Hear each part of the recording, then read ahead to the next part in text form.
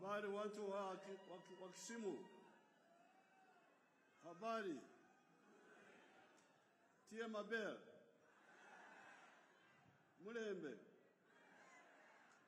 Uliena. Makua. Your Excellency, President Ruto, President of the Republic of Kenya, mawaziri wote na watu wa Kisumu na Kenya. We are here to do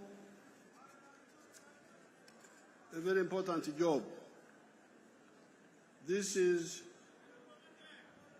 kutema extinde, meaning to break the ground. To break the ground for the railway from Kisumu to Malaba, the SGR, the modern railway. The railway is part of the rationalization. Hilo jambo la Kiingereza rationalization linamaanisha kuweka vitu barabara zaidi. This railway is part of the rationalization of our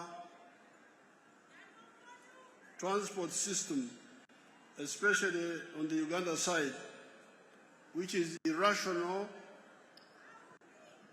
and wasteful. Sauti, I'm scared. Hello?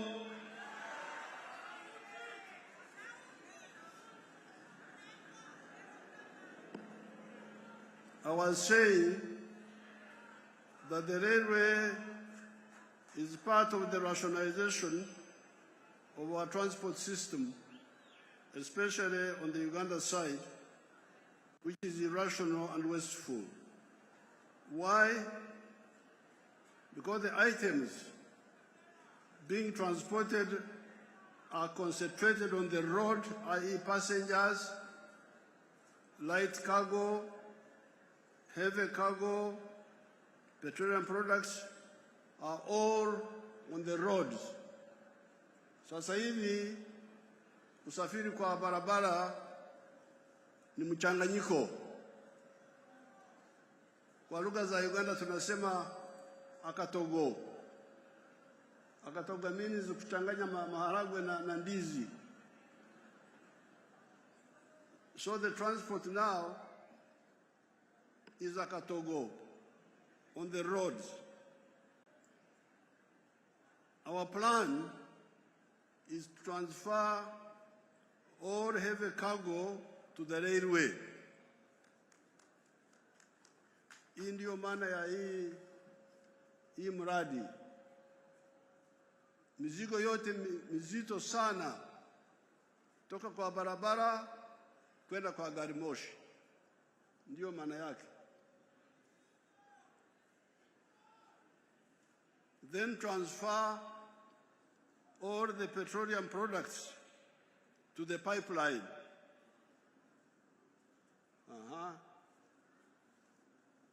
Gari za mafuta kwa barabara ni hatari kwa maisha, tena zinaharibu barabara na zinaleta ajali.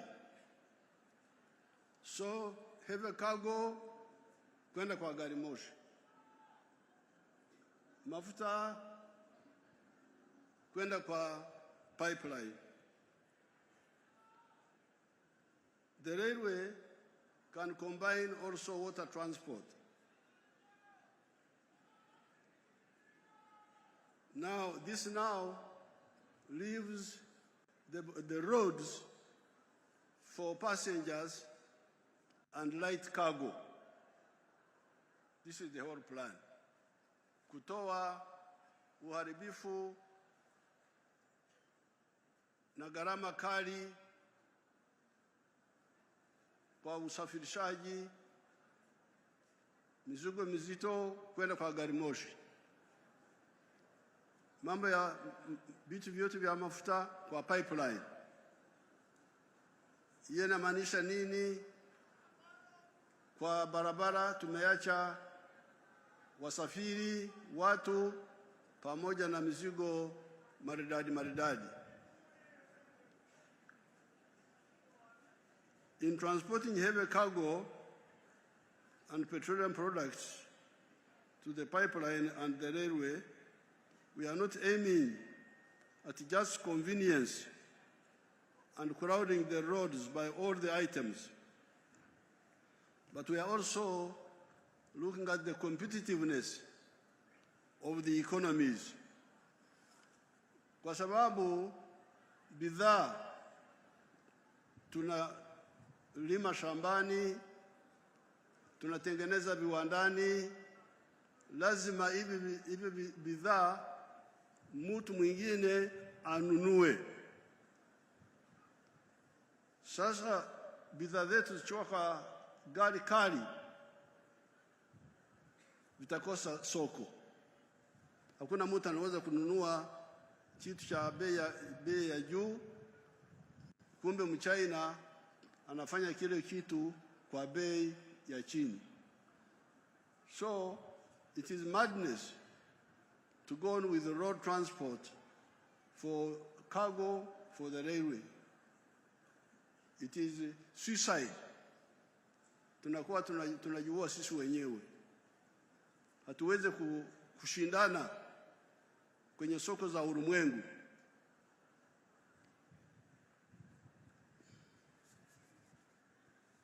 For Africa to survive, we have to not only produce products of high quality, but also affordable in terms of costs. Bidhaa zetu kutoka viwandani, kutoka shambani, lazima viwe kwenye hali nzuri, lakini vile kwenye gharama, kwenye low prices, gharama ya chini. According to our experience, the high cost pushers for raw materials, manufactured goods,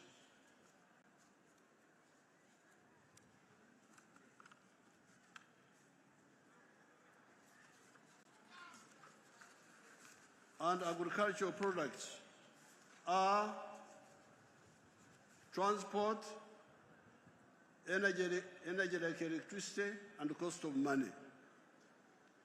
Kule kwetu tumechambua, tunaona kwamba vitu ambavyo vinapandisha gharama za vitu ni vitu vitatu: usafirishaji, umeme na mikopo kwenye bank.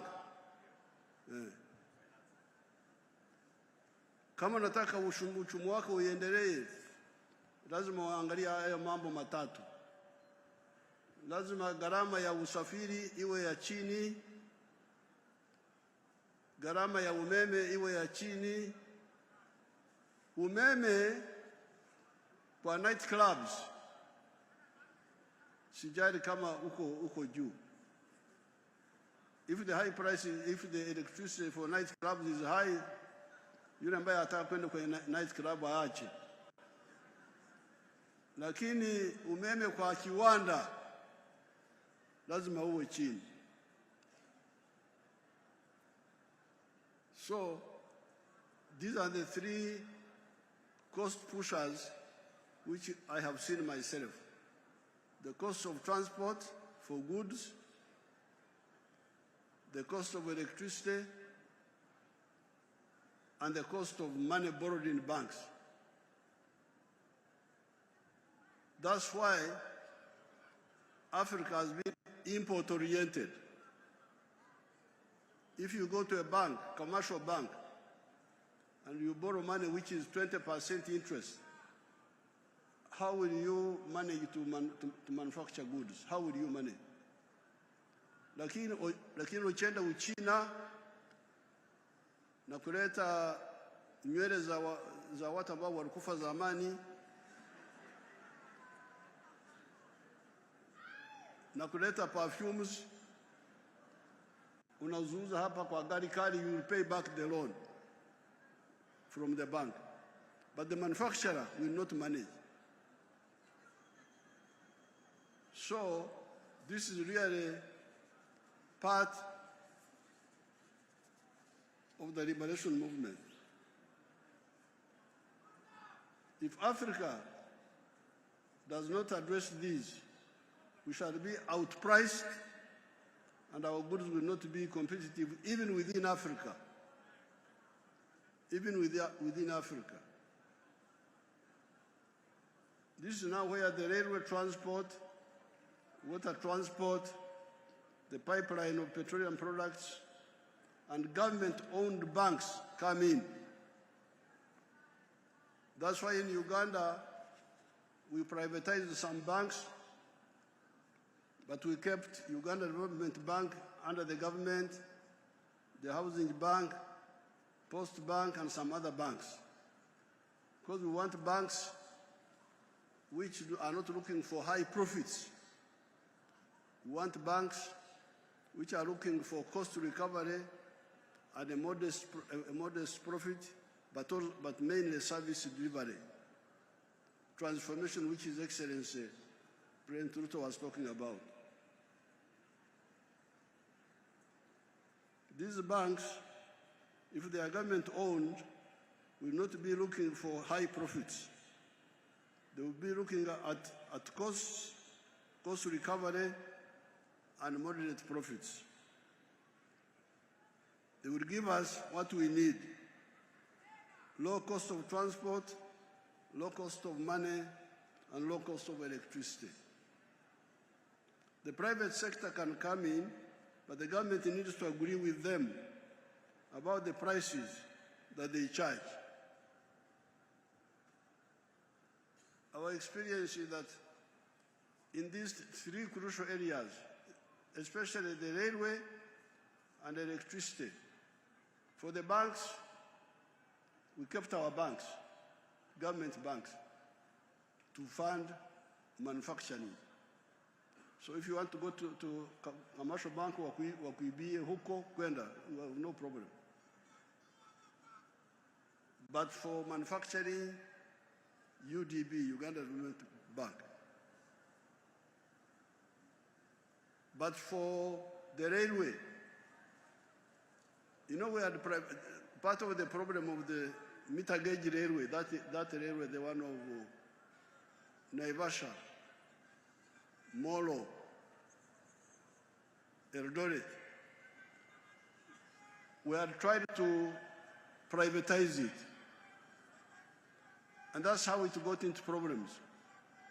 The private people were looking for high profits.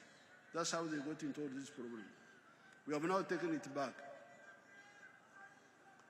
Private sector can come in the electricity. But we must agree beforehand about the prices. What prices are you going to charge per kilowatt hour? For the two, the railway and the electricity. Other things, I don't mind. Road transport, if the garam is too high, stay at home. Where are you going? But for the railway and electricity, they are the bone marrow of the economy. What do you call bone marrow in Swahili? Huh? Mti wa mgongo. Waswahili hawana maneno ya kutosha. Nitawaletea maneno ya kule bara. Kwa Uganda tunasema musomyo. Na kwa Kinyankole tunasema umshokoro. bone marrow. The bone marrow of the economy is electricity and transport, especially rail transport.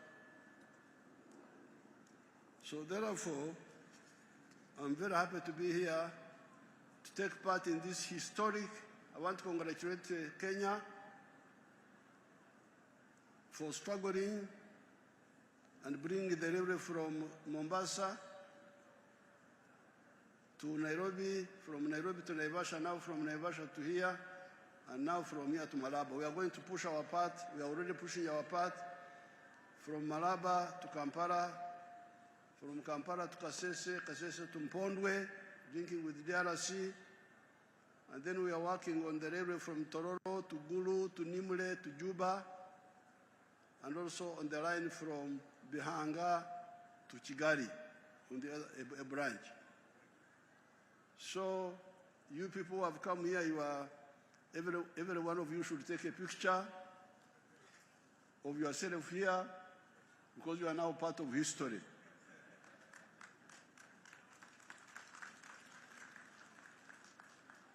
Future generations will say, my grandmother was also here when Africa was waking up.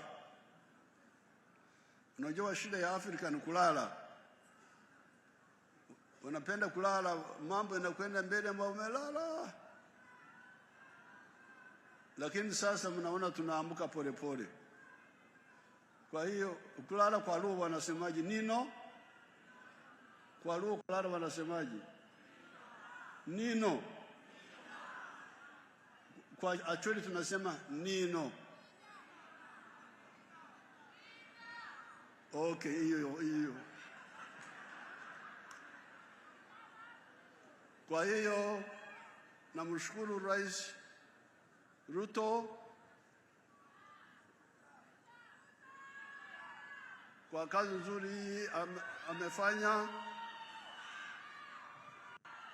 kutualika hapa. Namshukuru ndugu yangu marehemu Raila Odinga